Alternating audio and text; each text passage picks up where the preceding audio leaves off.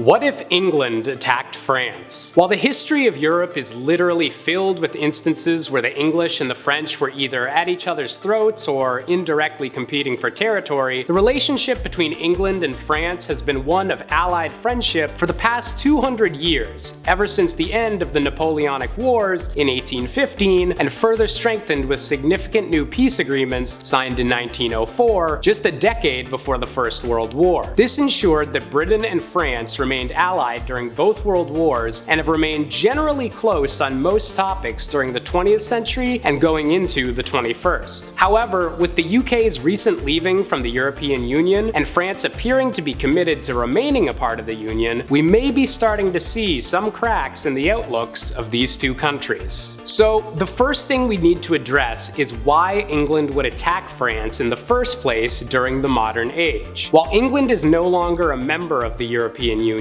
England and France still have multiple peace agreements as neighbors on the continent, to say nothing about both countries still being members of NATO. Given NATO's goal of defending member nations in both Europe and the Americas, it would be incredibly unwise for England to launch an attack without dissolving their NATO commitments first, as flat out breaking such a strong military agreement would likely have disastrous consequences and invoke retaliation from other members. Even if the NATO agreements were dissolved, England would still face heavy global scrutiny for any hostile actions taken against its neighbor, and thus it would have to extensively justify any military action or expansion it would take. But again, this would have to be an incredibly solid justification, such as proof of France planning its own attack, or proof that France contains some kind of global threat to the rest of the world. But unless the French government is planning some kind of robotic resurrection of Napoleon, this seems like an incredibly hard sell to put before NATO. The most likely scenario for an English invasion of France would likely be as a response to the post-Brexit world we now live in. With Britain having left the European Union after an incredibly extended and controversial process throughout the late 2010s, there have been multitudes of news stories about shortages in England and other unexpected ramifications of abruptly leaving the EU. With all the chaos of the last few years being taken into consideration, England could make the argument to its people that they need more resources and territory to be fully self-sufficient and completely free from any downsides of parting from the European Union. A corrupt politician could try to capitalize on pop culture's fascination with a rivalry between the English and French, even during their peaceful years, and the centuries of medieval conflicts that took place all over Europe to stir the English people into voting for an expansion into French territory, but this would be a difficult sell. After years of economic uncertainty due to the constantly changing terms of Brexit and the impact of the last 18 months of the pandemic, it seems unlikely that the British people would want to commit to a war against a country that, for the last 200 years, has been a dependable ally in every major global conflict. But those in power don't always best reflect what's best for the people, and so this scenario is unfortunately a bit more plausible than we'd like to think. In a scenario where England did have a reason to launch an invasion of France, how exactly would that go down? Well, given the United Kingdom's status as an island nation off the coast of France, Belgium, and the Netherlands, England would likely want to create a foothold on the European mainland in France, and make a rush towards capturing the capital of Paris, given its relative closeness to England's coast. However, as soon as France knew that England was planning to attack them, they would likely mobilize most of their military to defend Paris. After losing the capital for several years to German forces in World War II, and the subsequent German occupation of much of the country, France would very obviously not want to lose their capital to another European country's rule twice in one century. So while France and England actually have very similar populations and possible military sizes, with England coming in at 14.9 million available personnel compared to France's 14.5 million, France has a bit of an advantage with already active personnel, at 270,000 compared to England's 196,000. This difference in initial deployment size could be a saving grace for France, as the element of surprise would be lost by England if they suddenly started to mobilize all of the reserve military and recruit more from the possible personnel age group. It also means France has more units available to form a defense of Paris, meaning that any attempts to take the city would meet with heavy resistance. Any attempts by England to compensate for the smaller military size with explosives or artillery would also be a dangerous plan of action for the English, as the more damage done to civilians and architecture in cities like Paris, or if even the possibility of war crimes comes up, the rest of NATO would swiftly turn against whatever initial reasoning England had for attacking in the first place. Invading your neighbor isn't cool, but blowing up your neighbor and harming non-military combatants is even further beyond the pale, and wouldn't be accepted in a modern European war. This means that the two sides in this conflict would likely be drawn to a standstill near the coast of France, in a darkly ironic twist being slightly reminiscent of the fighting that would have broken out on the Normandy and Omaha beaches during the D-Day assaults of World War II. With the distance being short enough across the water that both sides could likely bomb one another's beaches, either side trying to gain a foothold to push back against the other would be an almost impossible feat. France might again have a bit of an advantage due to their larger initial numbers and their status as the defender during the invasion, but the battle would be hectic and the stress placed on both the French people and French soldiers would be absolutely colossal. The morale hit from an ally suddenly putting them into the same position as they were in the 1940s is almost impossible to overstate, but also might spark resistance against the English from not just the French military, but radical French civilians as well. Either way,